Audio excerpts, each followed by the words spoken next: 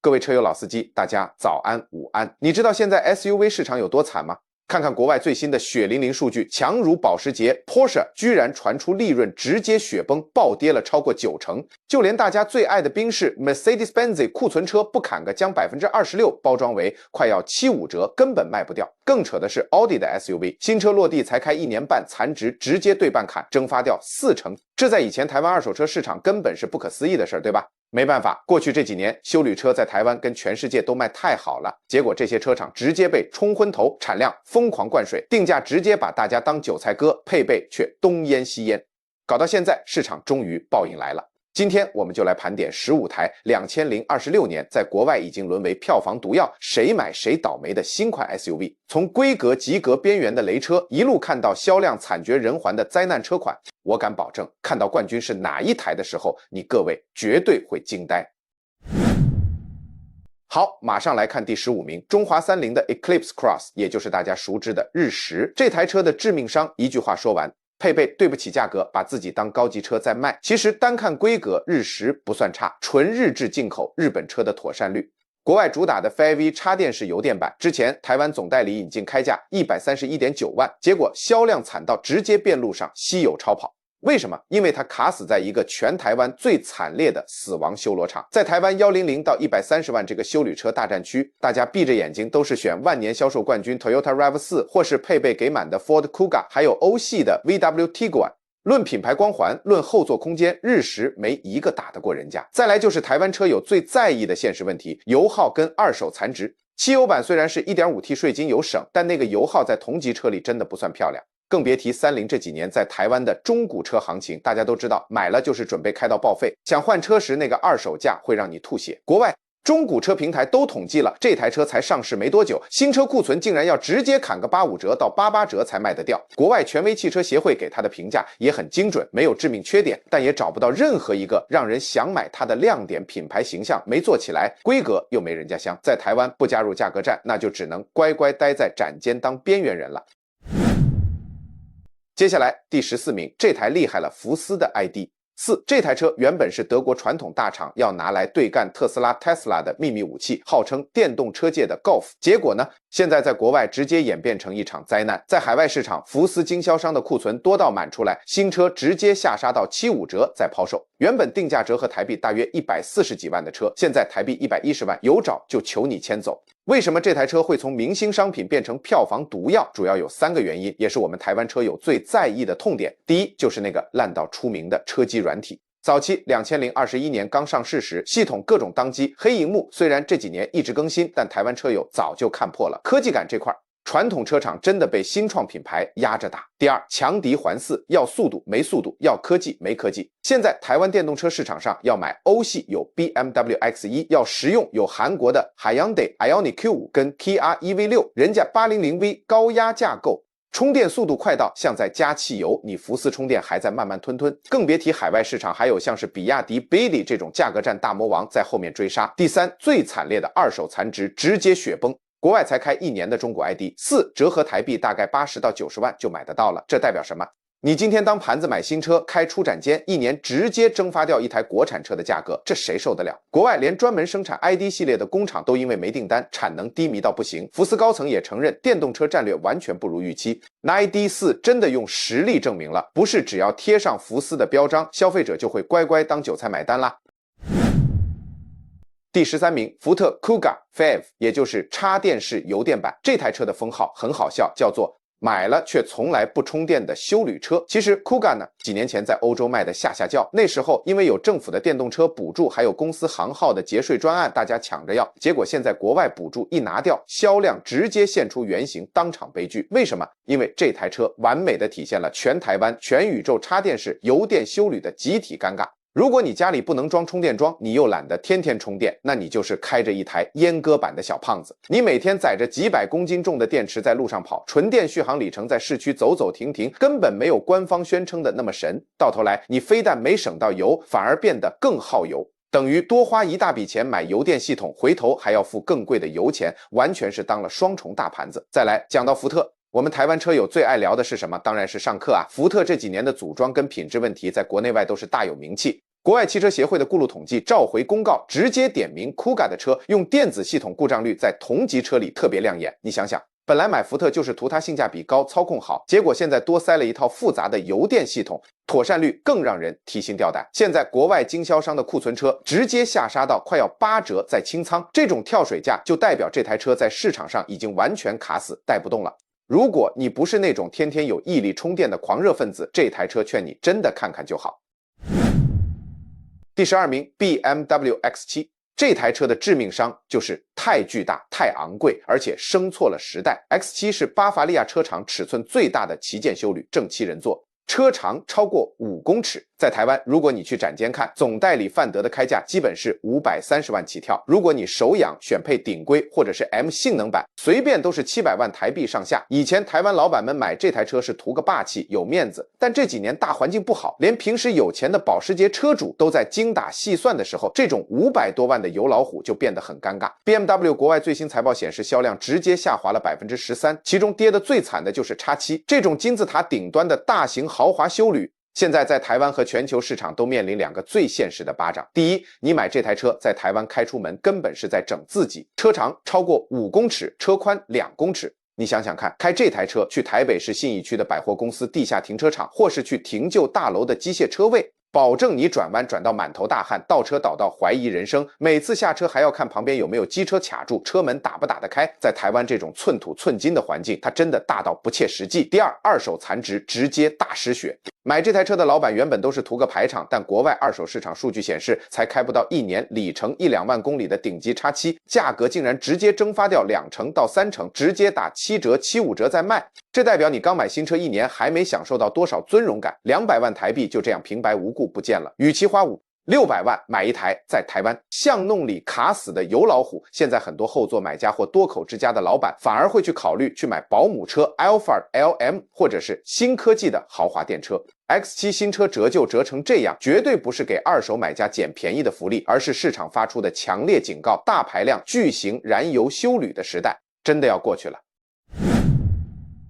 第11名，奧迪的 Q8 e-tron， 這台車在台灣車友圈裡有個很諷刺的封號，叫做一出生就注定變成孤兒的頂規豪車。它是奧迪純電家族的旗艦大哥，台灣新車定價差不多在320萬到440萬台幣之間，聽起來很有科技感，对吧？但最扯的新聞来了，因為全球銷量實在太慘，根本沒人買，奧迪已經做出了非常沉痛的決定，直接關掉比利時布魯塞爾的工廠，連這台 Q8 e-tron 都準備直接停產。你想想看，現在誰會花300多萬去買一台一交車就停產的電動車？而且這台車最恐怖的是它的二手殘值，在台灣中古市場根本是天天演血流成河。我們去看看原廠嚴選中古車或是各大二手網站，才開1年多，里程1萬多公里的 Q8 e-tron， 定價直接從300多萬雪崩到剩下200萬出頭，僅僅18個月，殘值直接蒸發掉快40%，相當於你每開出門1天，錢包就掉了一支最新款的 iPhone， 這就造成了一個超好笑的惡性循環。只要是智商在線的理性買家，大家都知道，現在買奧迪電動新車等於是現當韭菜，那誰還要買新車？大家都在等它折舊折到骨折，再去二手市场撿便宜。結果就是全台灣的奧迪展示間，新車庫存放到長灰塵，經銷商每天付大筆的資金利息在燒錢，而奧迪只能眼睜睜看着自家的純電旗艦在自己一手造成的二手價大崩盤裡滅頂。只能說這台4環純電旗艦真的活生生被市場給超度了。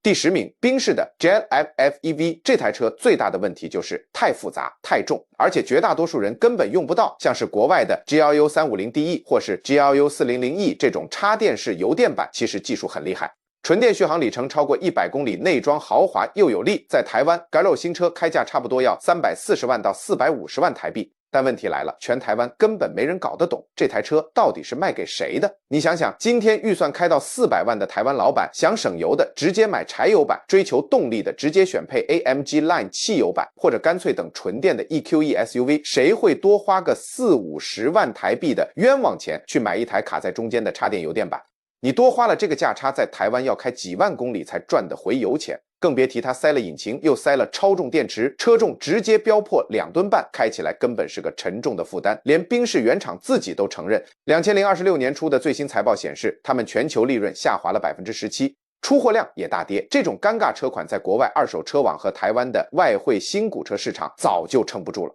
那些掛牌沒多久的掛牌車，展間式成車，直接打個82折到85折求售的一堆，庫存多到滿出來，證明了一件事兒：這種疊床架屋、高不成低不就的油電豪車，消費者精得很，誰都不想當那個接刀的盤子。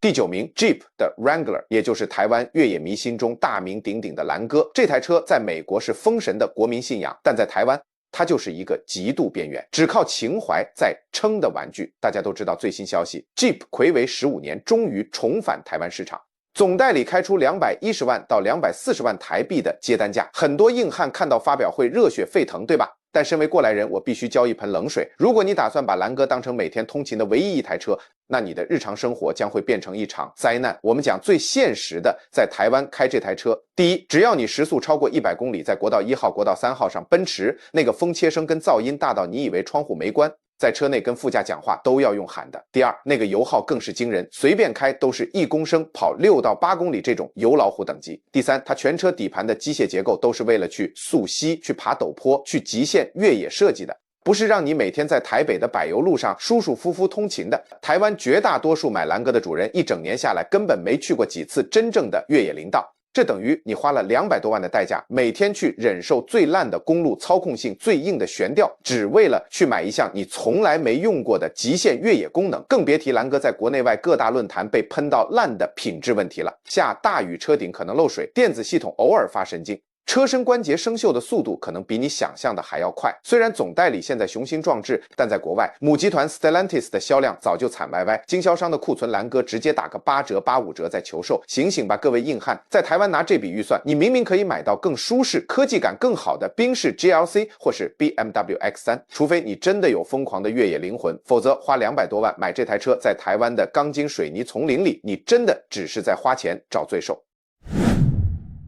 第8名，福斯的 Touareg。這台車的問題很現實，車是好車，但壞就壞在它掛了福斯的標誌。有研究過歐系大車的車友都知道 ，Touareg 其實骨子裡呢非常強悍，它跟保時捷 Cayenne、奧迪 Q7 都是共用同一個平台開發出来的。在台灣以前大家都叫它平民版凱宴，在國外它配備滿載的售價折合台幣大概落在250萬到300萬之間。如果以前有引進台灣，加上關稅隨便都要衝破350萬，但問題是，當一個台灣人預算拿到300萬以上，他怎麼可能還會買福斯？大家閉着眼睛，不是去看雙 B 的 GLU X5，就是直接直上正牌的保時捷 Cayenne 了。開福斯出去，隔壁鄰居阿伯可能還以為這只是大台一點的 Tiguan，完全沒有花300萬該有的尊榮感跟品牌光環。福斯本質上就是大眾車，在這個價格帶，它就是缺乏那股讓人想炫耀的高級感，連國外總廠都看破這個死局了。2026年初開始直接祭出接近8折的大出清，甚至計劃要在今年推出最終特仕版之後，就把這台燃油旗艦給正式停產，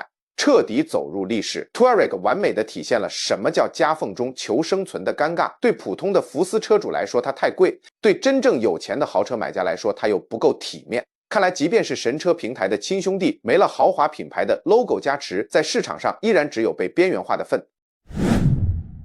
第7名 BMW 的 iX3。這台車就是典型的要科技沒科技，要品牌人家不買單的油改電尷尬代表作。這台車在台灣的處境非常微妙，總代理范德從頭到尾都沒有正式引進過這台車，路上看得到的全都是貿易商從國外拉進來的外匯車。國外新車定價換算台幣大概要200萬到220萬左右。為什麼它會變成票房毒藥？因為在台灣這價位的電動車市場早就被殺到見骨了。你有200萬的預算，在台灣閉着眼睛都是去買銷量龍頭 Tesla Model Y， 人家還有無敵的超級充電站網路，要不然就是去買韓國的 Hyundai Ioniq 5或是 Kia EV6， 人家充個電只要18分鐘，而且價格還便宜個30-40萬台幣。你回頭看看這台 iX3， 骨子裡就是一台拿燃油 X3 去改的油改電過渡器產品，充電速度比不過人家，續航里程也沒比較亮眼，唯一能賣的就是車頭那個藍白灰，連 BMW 自己都發現不對勁了。2026年急着要用最新的 New Class 純電平台來大改款救火，因為他們2026年第一季的全球電動車銷量直接崩盤暴跌了20%，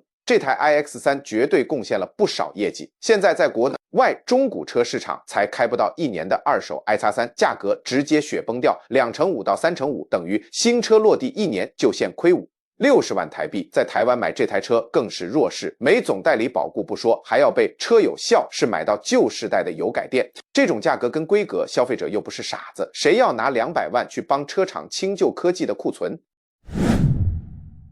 第6名，賓士的 EQB。這台車一句話總結：心很大，能力卻很有限的純電小巴。EQB 是賓士在台灣少數主打5+2豪華7人座的純電休旅。台灣新車建議售價差不多落在222萬到267萬台幣之間。原本這台車的定位非常聰明，想吸引那些生了2寶3寶想換豪車電車載全家人的好爸爸，但很可惜，這只是車廠一廂情願的美好幻想。這台車的死穴非常明顯，也是全台灣電動車車友天天在論壇上開噴的2大痛點。第一是它那個慘不忍睹的續航里程。官方宣稱 WLTP 續航有400多公里，但台灣夏天動不動就38、39度高溫，冷氣必須開爆。在這種實測狀況下，它的實際續航直接縮水到剩下300公里出頭。你如果想開這台車帶全家老小從台北到墾丁，或者是去南投清境農場玩，你沿路上都在瘋狂找充電站，原本快快樂樂的出遊，直接變成大型里程焦慮現場。第二是它的充電速度慢到像在修仙，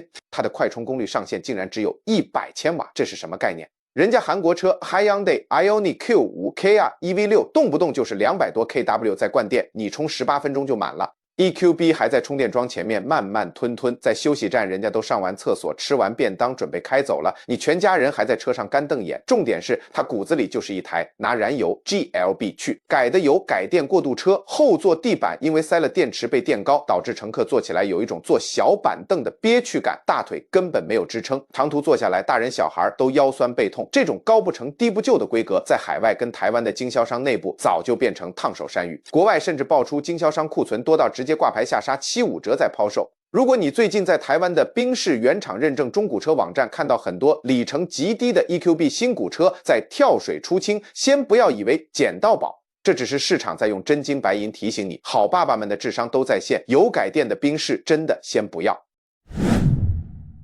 第5名，奧迪的 Q7， 這台車陷入了嚴重的中年危機與身份認同迷失。講良心話 ，Q7 本身是一台底盤扎實、組裝優秀，而且真的有正7人座、大空間的德系好車。在台灣，它的新車建議售價差不多是320萬到440萬台幣。那為什麼現在這台車在市場上完全動不起來？因為它的定位真的太尷尬了。在台灣買中大型豪華休旅的老板，買車通常只有2種思維：第一種是覺得車子夠用就好，面子也夠，那就往下買稍微精致一點的 BMW X5 或是賓士 GLU。第二種是真正不缺錢的頂級買家，人家直接加預算去買更霸氣的 BMW X7 或者是保時捷 Cayenne。結果卡在中間，主打傳統家庭好爸爸形象的 Q7 就這樣爹不疼娘不愛，兩邊不討好。加上這幾年奧迪整體銷量本來就在衰退， Q7 身為高單價的旗艦，在國外還面臨新興中國品牌的性價比夾擊，日子一天比一天難過。更致命的是，台灣人買到300-400萬的車，最在乎的是什麼？科技感跟炫耀度。但根據國外最具權威的汽車協會實測，還有車主平台的真實盲測回饋， Q7 的那套車機軟體跟多媒體娛樂系統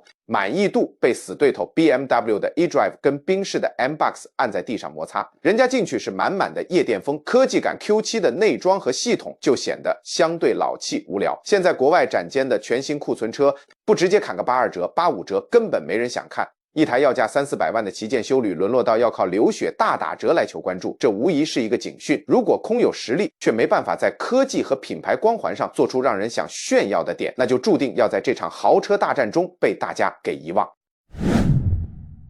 第4名，保時捷的凱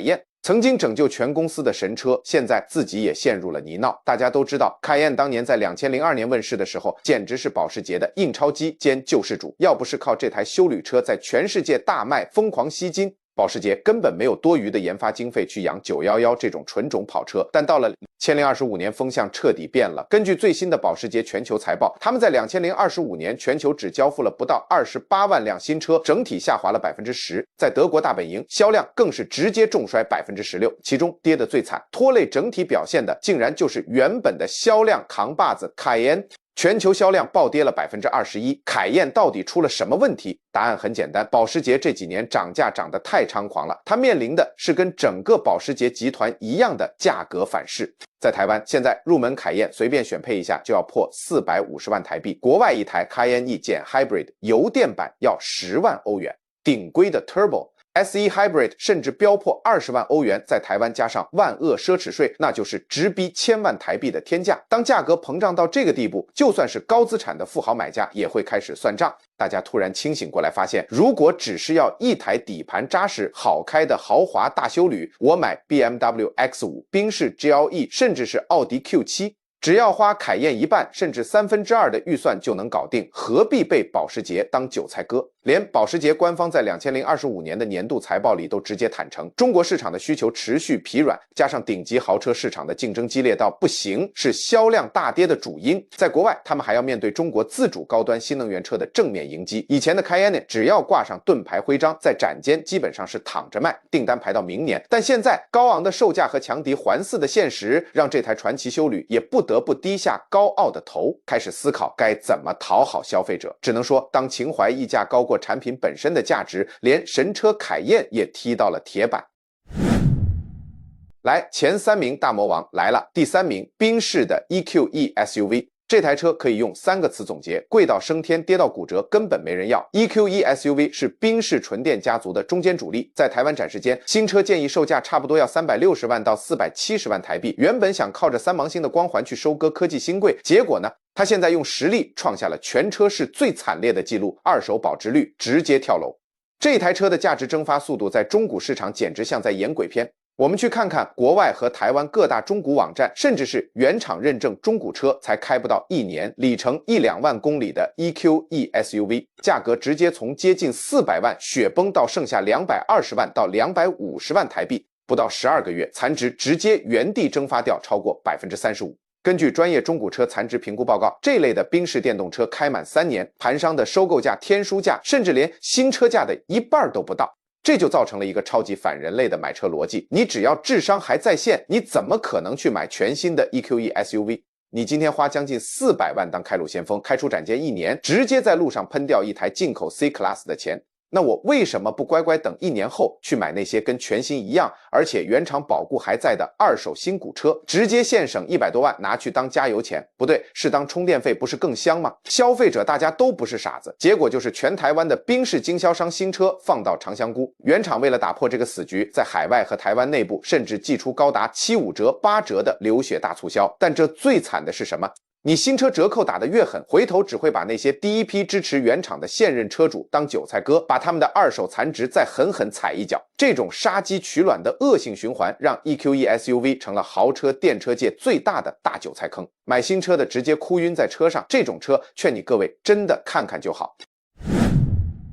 第2名，賓士的 EQS SUV， 全榜單身價最高，科技最頂，但站價速度同樣創下人類歷史紀錄的純電頂級大酒王。這台車是賓士純電家族的科技結晶旗艦天花板，車內有誇張的3聯熒幕 Hyper Screens Class 級規的頂級隔音，還有像魔毯一樣的氣壓懸吊。在台灣新車一開口就要600萬到700萬台幣，按理說這種買給大老板的總裁座駕應該很保值吧？錯，這台車正在上演一場歷史級別的資產大蒸發，在國外和台灣的頂級中古市场開不滿18個月，里程才2萬多公里的EQS SUV 開價居然直接從400多萬台幣起跳，國外從12萬歐元直接對半砍到剩6、7萬，不到1年半，新車殘值直接原地蒸發超過40%，這是什麼概念？你在台灣花600萬買這台車，開1年半，你直接在路上噴掉一台保時捷 Macan 或是一台全新的賓士 E-Class， 這在傳統豪華旗艦車的歷史上根本是從來沒發生過的靈異事件。我們拿同級的傳統燃油老大哥 BMW X7 或是賓士自家的 GLS 來对比，